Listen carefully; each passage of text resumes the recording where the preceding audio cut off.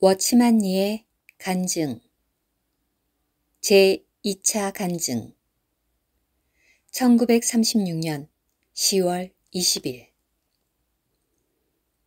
오늘 내가 간증하고자 하는 것은 4가지이다. 1. 십자가를 누림. 2. 하나님은 나의 치료자. 3. 부흥의 시작. 4. 하나님께서 맡기신 일. 1. 십자가를 누림.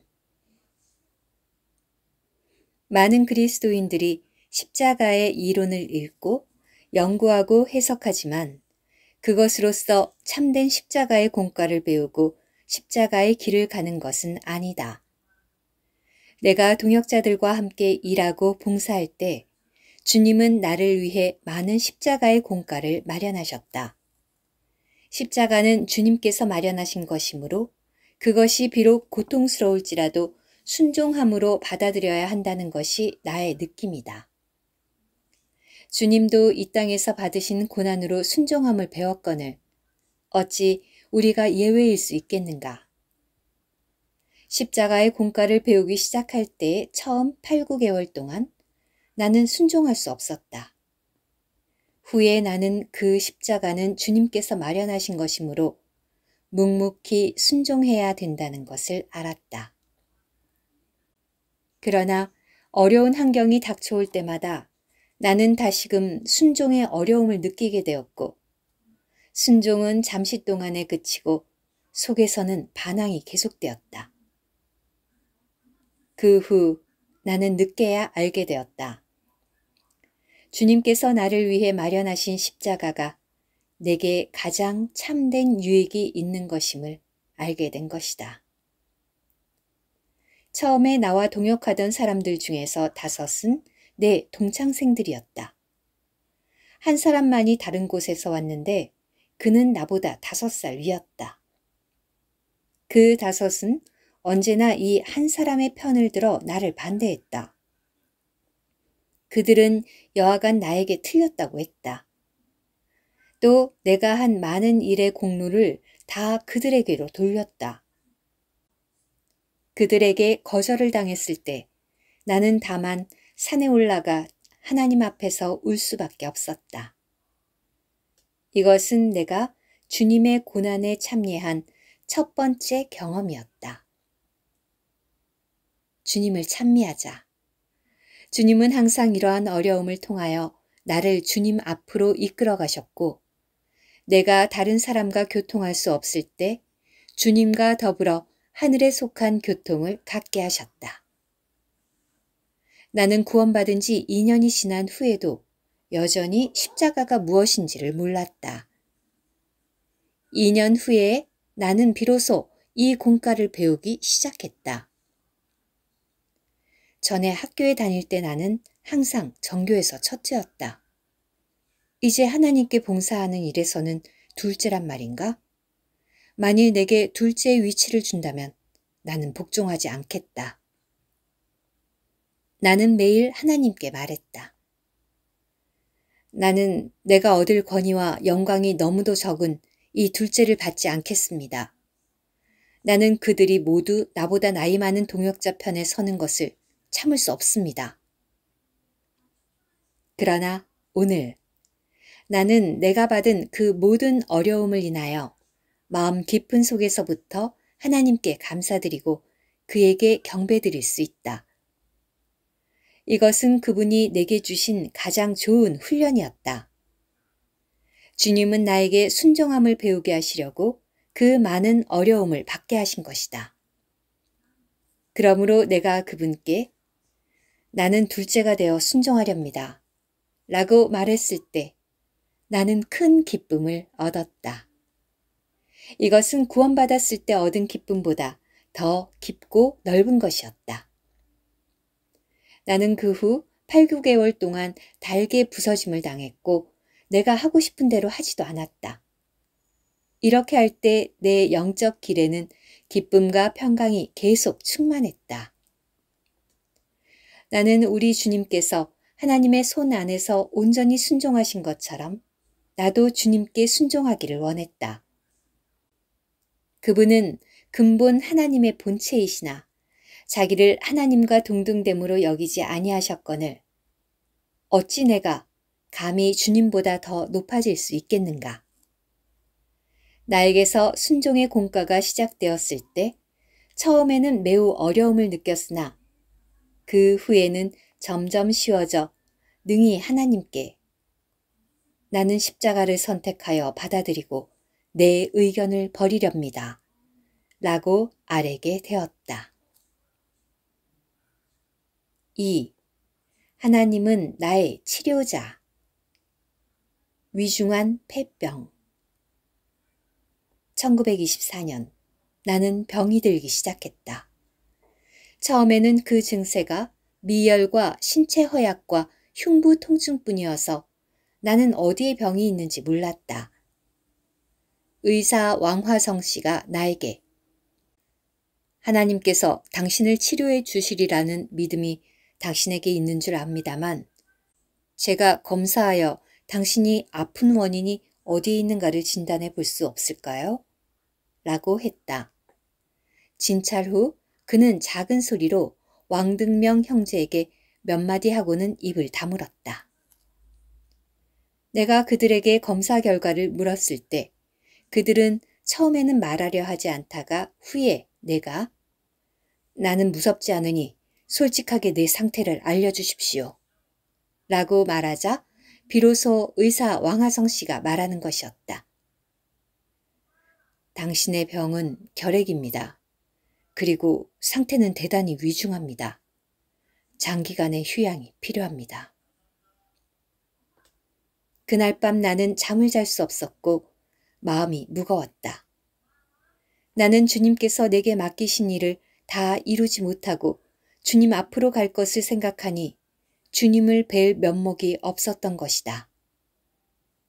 나는 시골에 가서 안정을 취하고 주님과 많은 교제를 해야 할 것 같은 느낌을 가졌다. 나는 주님께 물었다. 주님의 뜻은 어떻습니까? 제가 당신을 위해 생명을 잃는다 해도 저는 무섭지 않습니다. 저는 다만 당신의 뜻이 나타나기를 구합니다. 약 반년간 이렇게 주의 뜻을 찾았으나 나는 주님의 뜻을 알 수 없었다. 그러나 내 마음속에는 안식과 기쁨이 있었고 주님은 절대 틀림없으시리라는 것을 믿었다. 그때 각처에서 내게 보낸 편지 중에는 권명과 위로의 글은 적었고 반대로 내가 과로하고 건강을 돌보지 않은 것을 책망하는 글이 대부분이었다. 심지어 어떤 형제는 에베소서 5장 29절의 말씀을 인용하여 자기 몸을 보양하지 않고 아끼지 않은 것을 책망했다. 처음에 본 이상. 얼마 안 가서 나는 성기귀 형제가 남경에서 보낸 편지를 받았는데 그는 나에게 그의 집에서 휴양하며 스코필드 성서 통신 과정의 번역을 도와달라고 했다. 그러나 그때 나는 30여 명의 형제자매와 함께 교회 문제를 교제한 결과 내가 처음에 본 이상으로 돌아가도록 하기 위하여 하나님의 손이 내게 임한 것을 알게 되었다. 그렇지 않으면 나는 그 많은 부흥사들이 가는 길을 가게 되었을 것이다. 시간은 하루하루 지나갔다. 그러나 내 병은 여전했다. 나는 유명한 독일인 의사를 만나게 되어 엑스레이로 나의 폐를 촬영했다. 그 후 내가 그에게 다시 한번 찍어달라고 하자 그는 찍을 필요가 없다는 것이었다. 그는 어떤 사람의 폐 사진을 내게 보여주면서 이 사진의 상태가 당신 사진의 상태보다 좋은 것입니다. 그러나 이 사람은 이 사진을 찍은 후 2주 만에 죽었습니다. 당신은 이제 다시 내게 올 필요가 없습니다. 나도 당신의 돈을 거저 벌고 싶지 않습니다. 라고 말했다. 나는 실망하여 돌아왔다. 나는 억지로 글을 쓰고 성경을 읽었으나 매우 힘이 들었다. 매일 오후에는 고열이 났고 밤중에는 식은땀이 나서 잠을 이룰 수가 없었다. 여러 형제자매들이 내게 휴양을 하라고 간곡히 권면했을 때 나는 대답했다. 나는 쉬다가 녹이 슬까 두렵다. 나는 비록 오래 살지 못하더라도 하나님께서 나의 힘이심을 믿고 내 호흡이 멎는 날까지 그분을 위해 일해야 한다고 생각한 것이다. 그러므로 나는 하나님께 내가 마지막으로 해야 할 일이 무엇인가를 물었다. 만일 그분이 참으로 내가 일하기를 원하신다면 나는 그분에게 내 생명을 지켜주기를 구할 것이지만 그렇지 않다면 내가 이 땅에서 사모할 것은 아무것도 없었다. 써야 할 책 한 권. 처음에는 그렇지 않았지만 나중에는 일어나는 것이 퍽 어려워져서 한번 일어나려면 많은 힘을 써야만 했다. 어떤 사람이 내게 복음 집회를 해달라고 하여 나는 주님께 힘을 주시기를 구하여 억지로 일어났다. 그 집회에 가는 도중에 나는 자주 전봇대를 껴안고 숨을 쉬었다. 매번 나는 주님께 말했다. 만일 이번에 당신을 위해 죽는다면 얼마나 가치가 있겠습니까? 어떤 형제들이 이 사실을 알고 나에게 건강을 아끼지 않은 것을 책망했을 때 나는 말했다. 나는 나의 주님을 사랑하기 때문에 그를 위해 달게 생명을 잃기 원합니다. 한 달 이상 기도한 후 나는 하나님 앞에서 배우고 누린 것을 한 권의 책으로 써야 할 필요를 느끼게 되었다. 전에 나는 사람은 말년에 이르러야 책을 쓰는 것으로 여겼다. 그러나 나는 그때 곧 세상을 떠날 사람이었기 때문에 내 생명이 다하기 전에 어서 집필을 시작해야겠다고 결심한 것이다. 이리하여 나는 강소성의 무석에서 방 한 칸을 빌려 그 안에 갇혀 종일 글을 썼다. 그때 나의 병은 매우 위중해서 눕지도 못했다. 글을 쓸 때 나는 등이 긴 의자에 앉아서 가슴을 책상에 딱 붙여 앞뒤에서 누름으로써 흉부의 통증을 경감시켰다. 사탄은 내게 말했다. 너는 기왕 죽으려면 편하게나 있다 죽지. 왜 이런 고생을 하느냐? 나는 말했다. 이것은 주님께서 하라시는 것이다. 물러가라. 주님을 의지하여 나는 그 넉 달 동안 영에 속한 사람을 제3권까지 썼다. 글을 쓰면서 나는 피와 땀과 눈물을 수없이 흘렸다. 글을 쓰고 나면 늘 자신에게 말했다. 이것은 교회를 위한 나의 마지막 간증이다. 비록 매일매일 고난 중에 있었지만 나는 주님과 무척 가까웠다. 사람들은 내가 하나님의 학대를 받는 것이라고 생각했다. 그때 성귀기 형제는 나에게 보낸 편지 중에서 당신이 그렇게 당신의 힘을 다 쓰면 어느 날엔가는 후회할 것입니다. 라고 말했다. 나는 그에게 이렇게 회답했다. 나는 나의 주님을 사랑하기 때문에 다만 그를 위해 살아야 합니다. 원고는 완성되었다. 그 뒤에 따르는 것은 출판 문제였다. 그때 영에 속한 사람을 출간하려면 4,000원이 들었다. 당시 나는 수중에 돈이 한 푼도 없었다. 나는 하나님께 이 필요함에 공급해 주실 것을 구했다. 이 필요함을 아는 사람은 단 4명의 동역자뿐이었다. 얼마 안 가서 주님은 우리를 위해 400원을 마련해 주셨다.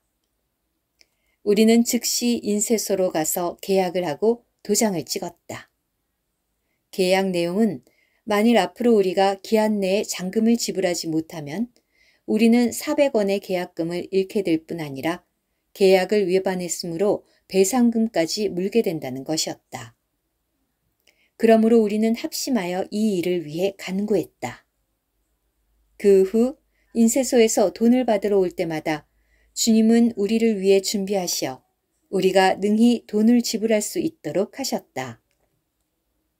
인쇄소에서는 우리가 신용을 지키는 것을 보고 교회들 중에서 당신들과 같이 약속대로 돈을 지불하는 경우는 참 드물었습니다.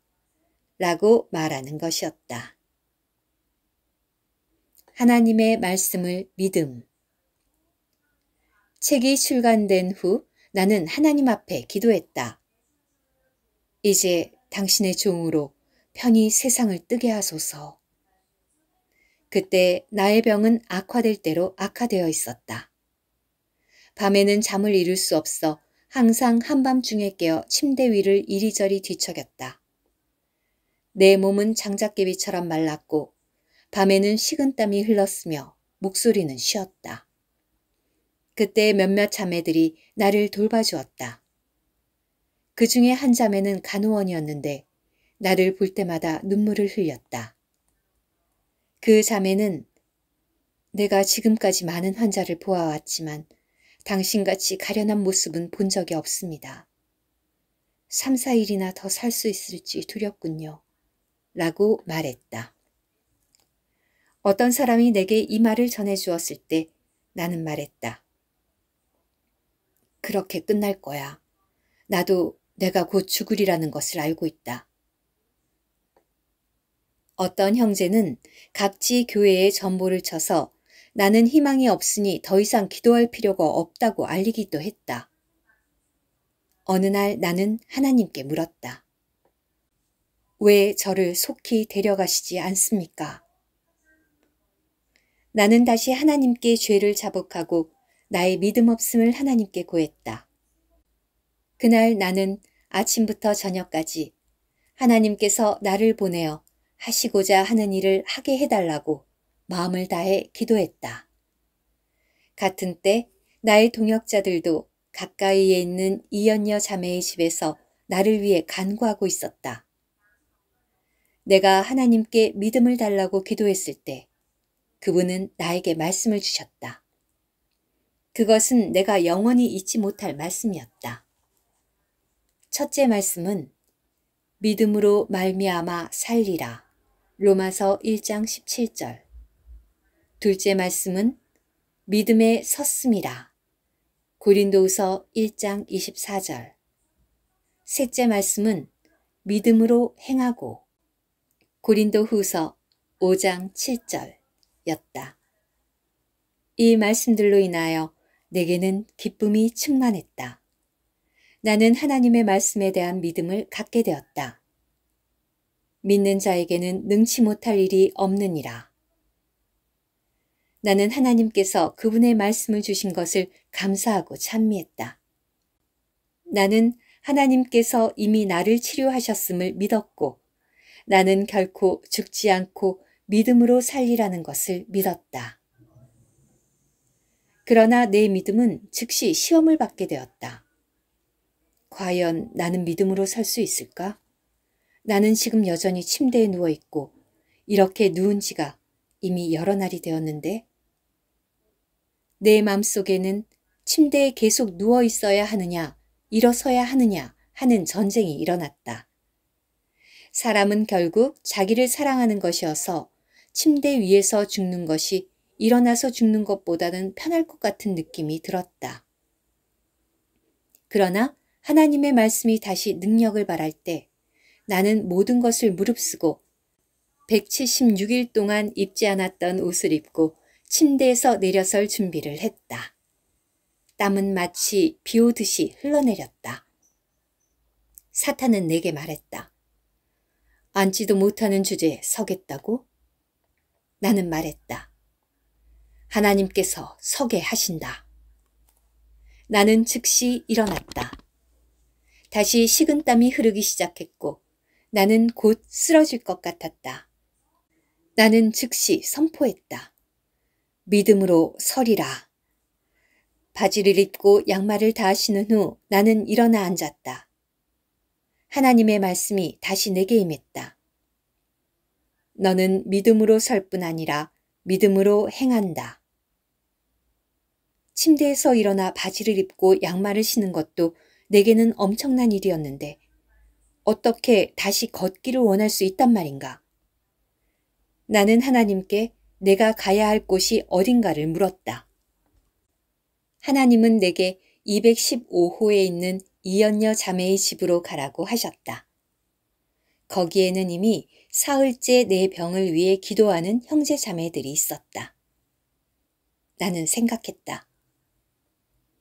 방 안에서 걷기만 해도 어려운데 어떻게 아래층으로 내려갈 수 있을까? 나는 하나님께 다시 기도했다.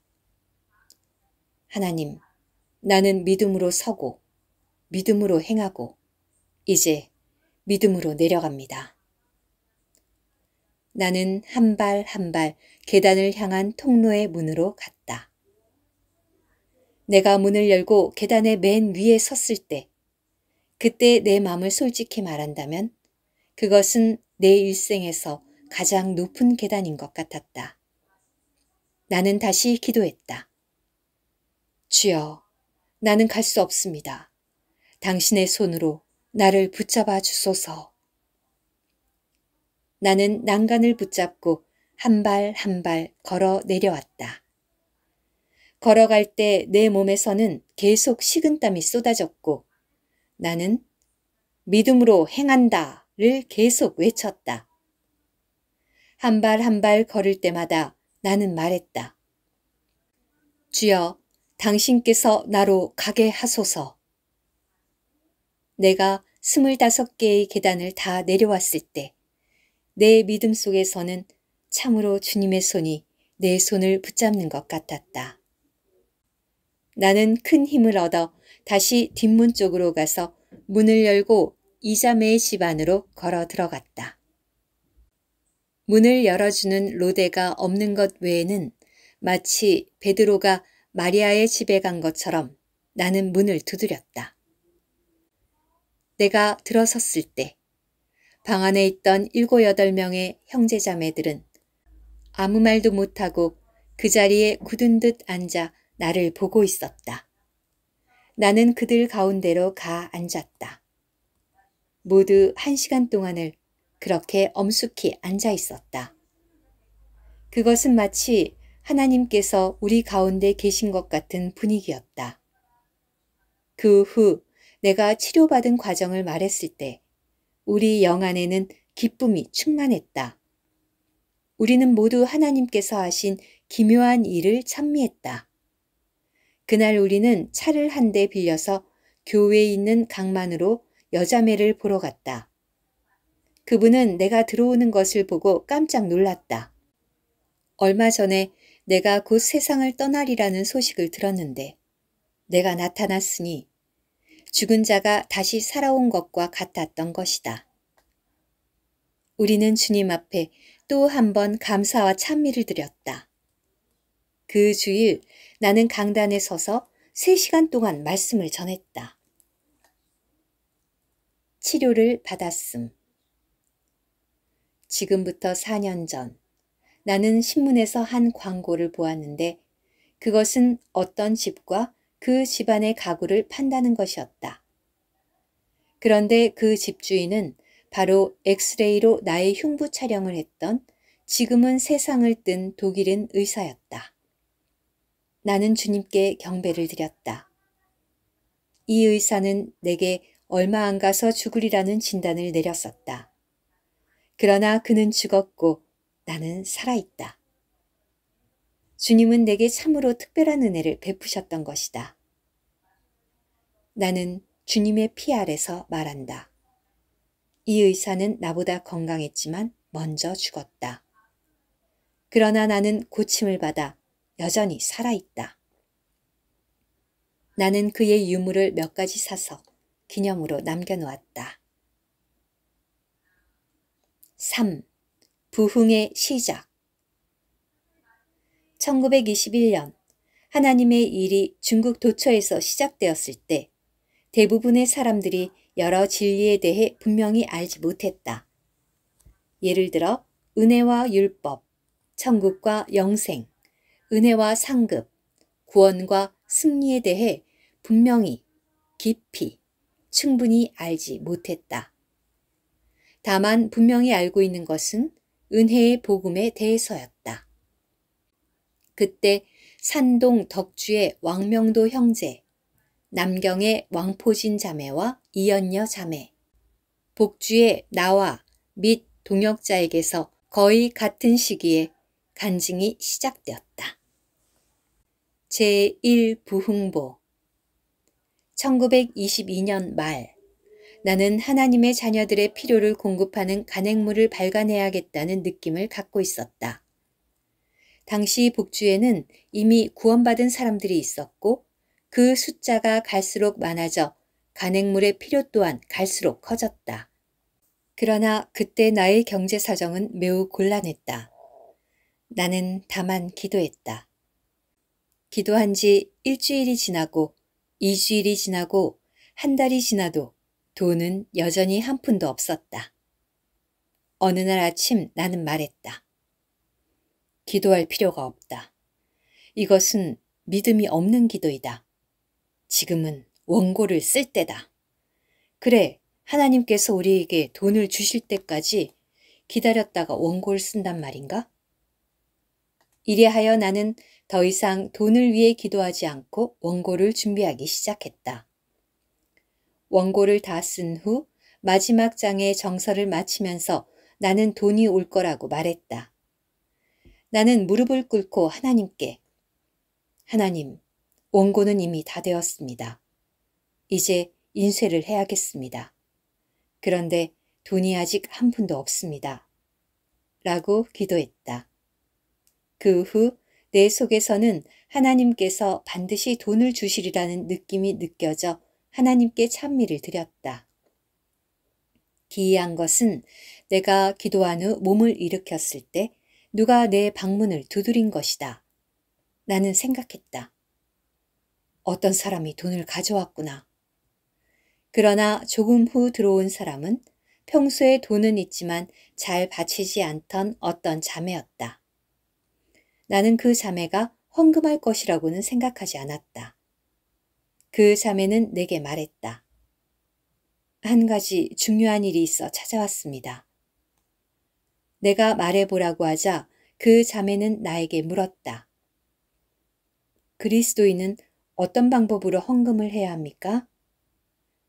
나는 그 자매에게 구약의 예로는 10분의 1을 내는 것이고 고린도 후서 9장 7절에서 말한 바로는 마음에 정한 대로 내는데 2분의 1이 될 수도 있고 3분의 1이 될 수도 있고 혹은 10분의 1이 될 수도 있고 20분의 1이 될 수도 있다고 말했다.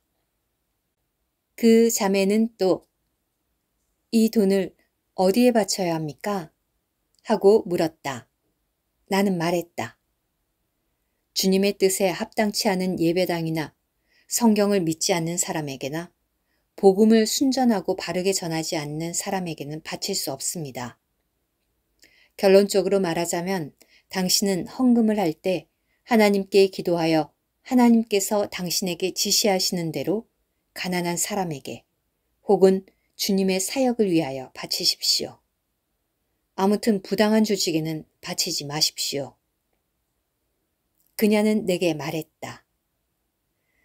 며칠 전부터 주님은 계속 제게 너는 돈을 너무 사랑한다고 말씀하셨어요. 저는 처음에는 이 말씀에 복종치 않았으나 지금은 복종합니다. 오늘 아침 제가 기도하려고 할 때 주님은 제게 기도보다 먼저 돈을 바치라고 하셨습니다. 지금 제가 가져온 30원을 당신께 바치니 주님의 사역을 위해 쓰시기 바랍니다. 이리하여 딱 30원에 해당하는 1400부의 부흥보를 인쇄하게 되었다.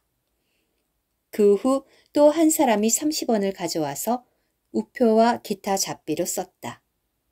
이것이 바로 제1부흥보의 시작이었다.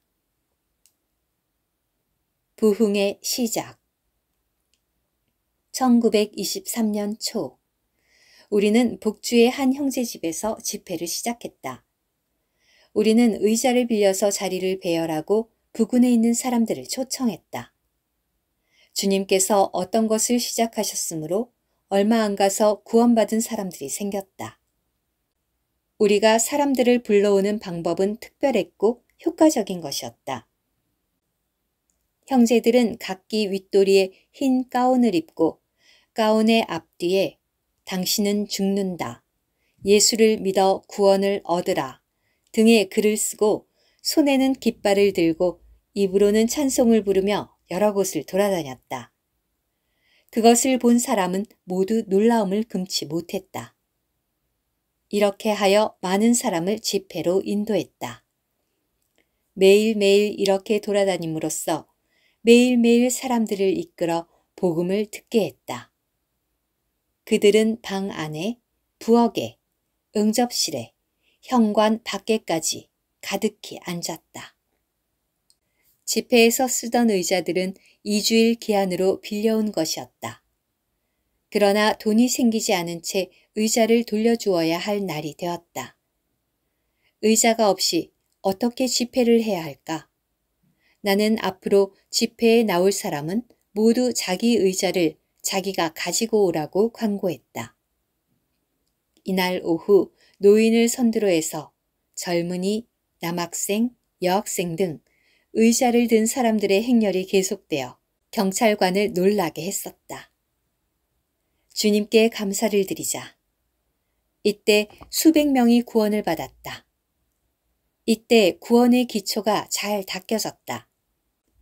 과거의 중국에는 많은 믿는 이들이 구원에 대해 분명하지 못했다. 그러나 이 집회를 통해 구원받은 형제들이 각처에 가서 복음을 전함으로 많은 사람들이 분명해졌다. 우리가 집회를 시작한 지 한 달이 되던 때, 우리 가운데 여러 형제들에게 이제 일정한 집회 장소가 있어야겠다는 느낌이 생겼다.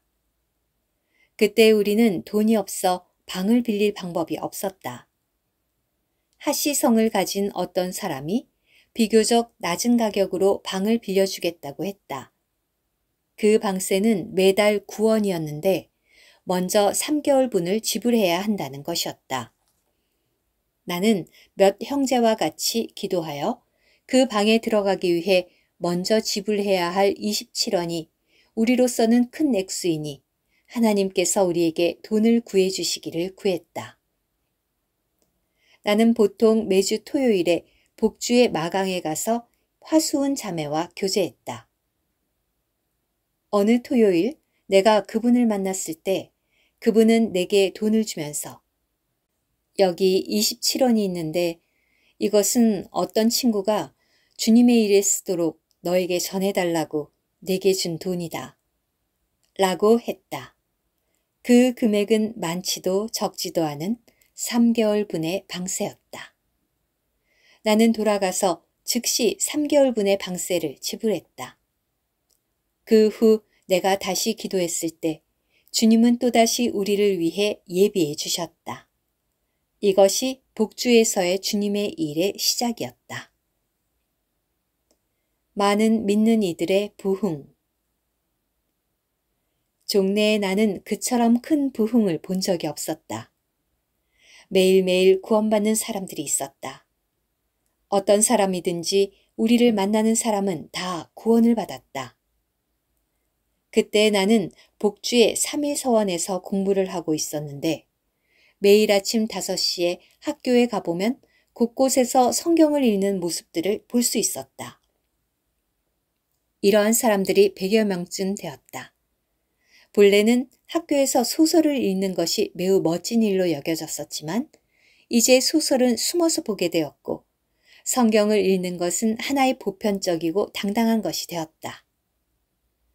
우리 학교는 전부 8반이었는데 반마다 반장, 부반장이 각각 1명씩 있었다.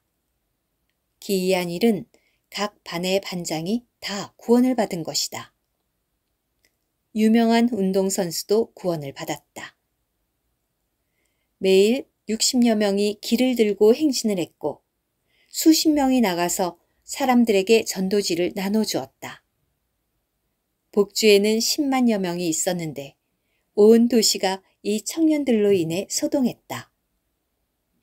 우리는 그때 성령의 인도를 따라 집회를 시작했다.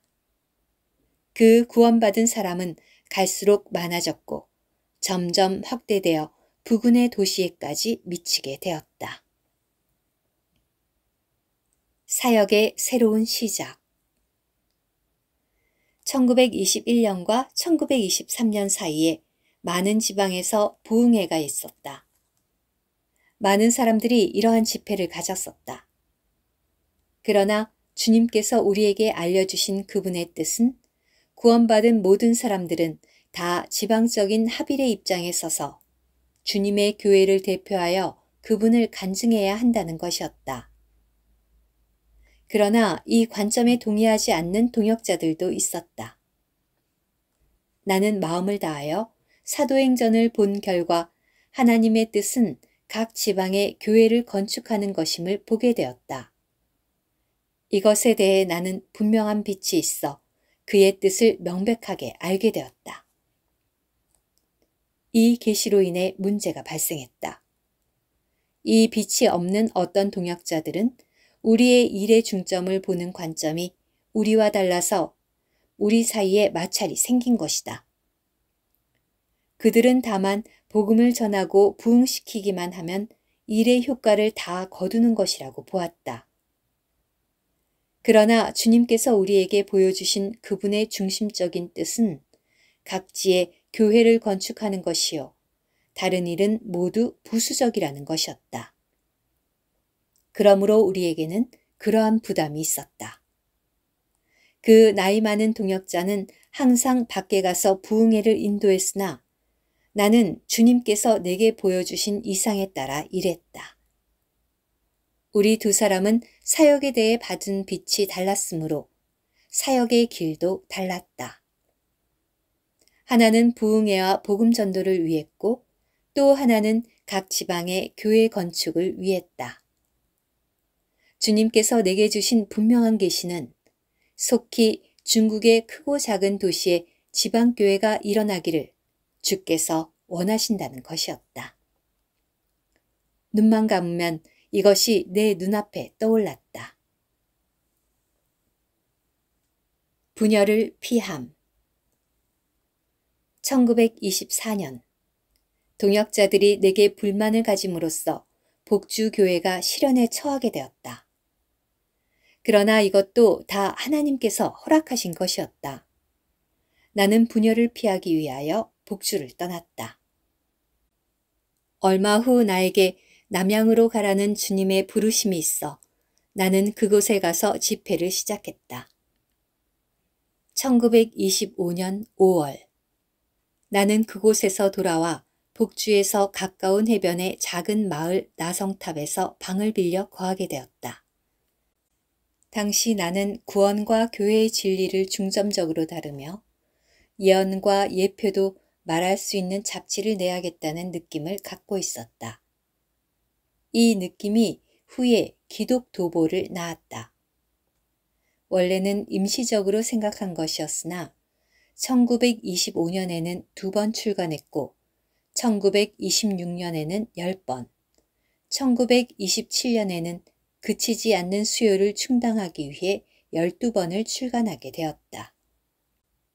1926년 상반기에 나는 하문, 고랑서, 장주와 동안에 가서 증거했고 많은 사람들이 구원을 받았다. 그해 하반기에 나는 또다시 이 지방들을 순회했다. 그때 나는 몹시 피로했기 때문에 한면으로는 집회를 하며 한면으로는 서신으로 교제했다. 본래 예정한 것은 12일간의 집회였으나 9일째 되는 날 나는 병으로 눕게 되어 남은 며칠간은 다른 동역자 한 분이 계속했다. 복건성 남부의 일은 1926년 하반기에 시작되었고 하문과 동안의 인근 지방에서도 다 집회가 시작되었다. 그 후 한 의사가 와서 말하기를 하문에서 얻은 내 병은 10중 8구는 죽는 병이라고 했다. 그때 나는 단 몇 개월밖에 살 수 없다는 판단을 받은 것이다. 그러나 나는 죽음의 두려움을 느끼지 않았다. 다만 내가 생각했던 것은 내가 그 몇 년 동안 주님 앞에서 누리고 배운 것을 책으로 써놓지 않았다는 것이다. 내가 주님으로부터 받은 그것을 함께 가지고 무덤으로 들어가야 한단 말인가. 그리하여 나는 곧 영에 속한 사람의 지피를 준비했다. 후에 내가 남경에 돌아왔을 때에는 이미 형제자매들이 하빌의 입장에서 떡을 떼고 있었다. 나는 자연히 그들과 함께 주님을 기념했다. 나의 옛 동창생인 위 형제는 금릉대학에서 공부하고 있었는데 그의 소개로 그 학교에서 몇 차례 말씀을 전했고 그때 돌아온 두 형제를 영접하여 같이 떡을 뗐다. 이것이 우리의 남경에서의 주님의 일의 시작이었다. 마음을 다하여 영에 속한 사람을 쓰기 위하여 나는 곧 남경을 떠나 무속에 가서 제4부를 쓰기 시작했다. 1927년 3월에는 남경에서 군사행동이 있었다. 다른 지방의 형제자매들과 통신할 수 없게 된 나는 그곳을 떠나 상해로 갔다. 그곳에 이르렀을 때 나는 이미 많은 형제자매들이 각 지방에서 상해로 와 있고 지금도 계속 오고 있다는 말을 들었다. 내가 오기 전에 형제자매들은 이미 신가 화원에 있는 왕포진 자매 집에서 떡을 떼고 있었다. 우리가 모두 도착한 후 집회 장소는 갱경리로 옮기게 되었고 복음서원도 그곳 상해에서 시작되었다. 제1차 특별집회 1927년 말 우리는 매일매일 집회소에 모여 기도했다. 그때 강소의 북부와 절강 일대의 신도들은 우리의 문서 간증에 도움을 받고 우리와 서신교제를 하기 시작했다. 그때 우리는 한면으로는 그들의 갈망과 추구를 보았고 한면으로는 중국 각처의 신도들에게 가장 필요한 것은 특별 집회이므로 이 집회를 준비해야겠다고 느꼈다. 1928년 1월 우리는 합동로 문덕리에서 집을 빌렸다. 2월 1일 특별 집회가 시작되었다. 그 1차 집회의 중심되는 말씀은 하나님의 영원한 뜻과 그리스도의 승리에 관한 것이었다. 우리는 아직 교회의 진리 문제를 내놓지 않았었다. 외부에서 이 집회에 참석한 형제자매들은 약 30여 명이었다. 하나님께서 그들에게 빛을 주심으로 말미암아 그들은 어떻게 길을 가야 하는가를 알게 되었다. 침례를 받고 교파를 떠나는 문제 등은 다 그들 스스로 해결했다. 4년 동안 소북에서 구원을 받고 부흥된 사람들은 약 7, 800명이었고 10여 곳의 집회소가 있었다. 태순 지방에도 10여 곳의 집회소가 있었다. 그곳에도 구원받고 일어난 사람들이 4천여 명 있었다. 이것은 다 주님께서 친히 지방에서 일하신 것으로서 근래에 일어난 것이 아니었다. 우리가 1928년 문덕리로 이사한 후 기독 도보는 중단되었으므로 계속 부흥보를 발간했다. 성경 해석은 1930년 비로소 출간되었다. 우리 몇몇 동역자들이 상해에서 몇 년간 일한 목적은 사람들로 하여금 다만 주님 자신을 따르게 하고 성경의 진리를 알며 성령의 인도를 받게 하고자 하는 것이었지 그 사람들이 우리에게 속하게 하는 것이 아니었다. 우리는 고의적으로 문을 닫지도 않고 우리만 옳다고 한 것도 아니었다.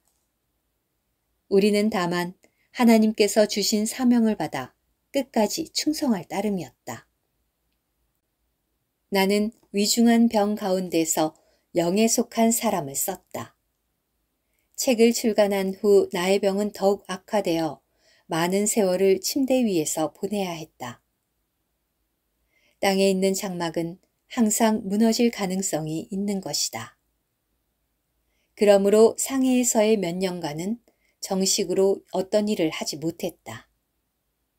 근래의 2년 동안 비로소 일을 시작했다고 할 수 있다. 1931년 또 한 차례 특별 집회가 있었다.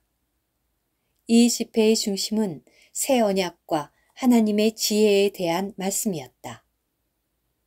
이번에는 전보다 더 많은 형제자매들이 외부에서 왔다. 4. 하나님께서 맡기신 일. 내가 병으로 침대에 누워 하나님의 치료를 받던 그때 하나님께서 내게 분명히 알려주사 나에게 하게 하신 일은 아래의 4가지를 포함한 것이었다. 첫째, 문서를 통한 주님의 일.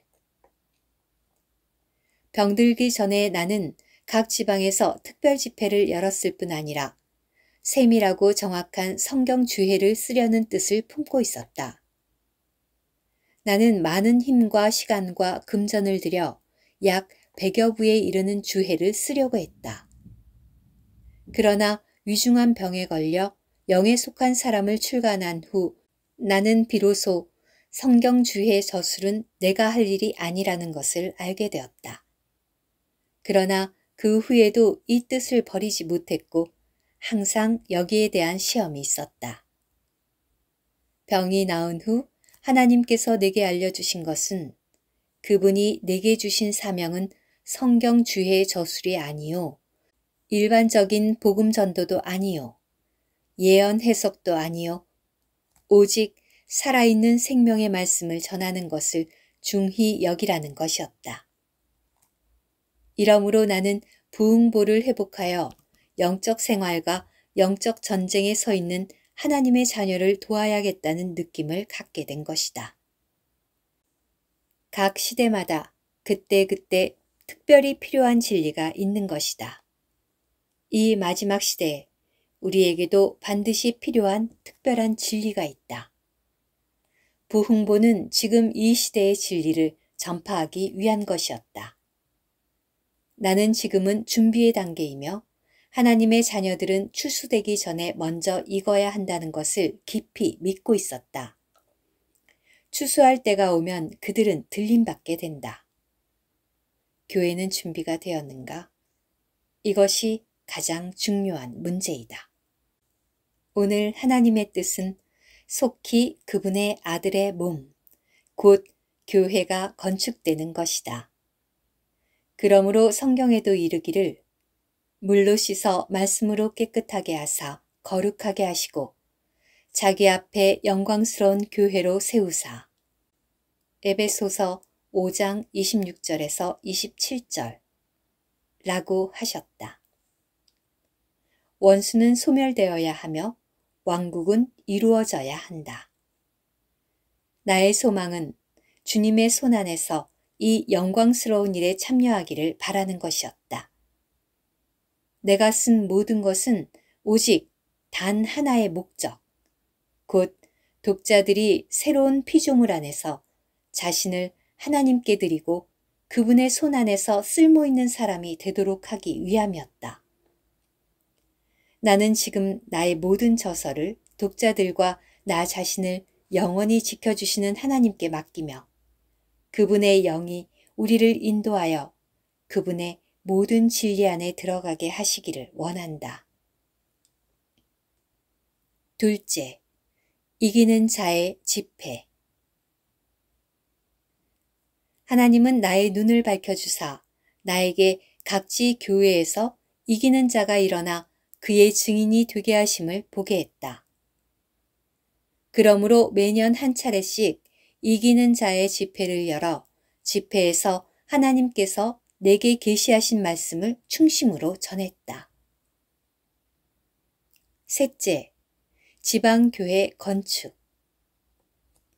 주님께서 나를 부르신 것은 부흥회를 열어 사람들에게 성경의 많은 이론을 듣게 하라는 것도 아니고 내가 부흥사가 되도록 하려는 것도 아니었다. 주님께서 내게 계시해 주신 것은 한 지방 한 지방에 그분의 교회를 건축하여 그를 나타냄으로써 지방교회의 합일의 간증을 나타내며 모든 성도들이 교회 안에서 분량대로 지체의 봉사를 하여 교회 생활을 하게 하는 것이다.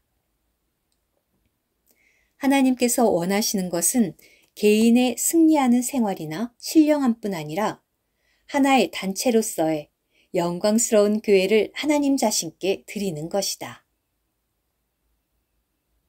넷째, 청년들에 대한 훈련. 만일 주님께서 더디 오신다면 주님께서는 반드시 청년들을 일으켜 후대에서도 계속 그분의 간증을 잇게 하신다. 이미 많은 동역자들이 이 일을 위해 기도하기 시작했고 적당한 장소를 예비하여 청년들을 훈련하기를 바랐다. 나의 뜻은 하나의 신학교나 성경학원을 원한 것이 아니고 청년들이 단체 생활을 하면서 한면으로는 영적 생활을 훈련하고 서로 상합하며 성경 읽기와 기도를 훈련하며 좋은 인성을 기르고 또 한면으로는 죄와 세상과 몸과 육의 생명을 다스리게 하는 것이다. 적당한 시기에 그들은 각 지방교회에 돌아가서 성도들과 함께 교회 안에서 주님께 봉사하게 되는 것이다. 나는 이미 상해 교회에 있는 진여에 1만 평 이상 되는 땅을 사놓고 건축 계획을 진행하면서 곧 청년들이 거기에서 훈련받기를 원하고 있다. 그 후에도 계속 내 마음에 눌림이 있었던 일은 대체로 이 4가지가 포함된 것이었다. 모든 영광을 주님께 돌린다. 우리 자신에게는 아무것도 없다. 우리가 이러한 일을 다 했지만 우리는 여전히 무익한 종인 것이다.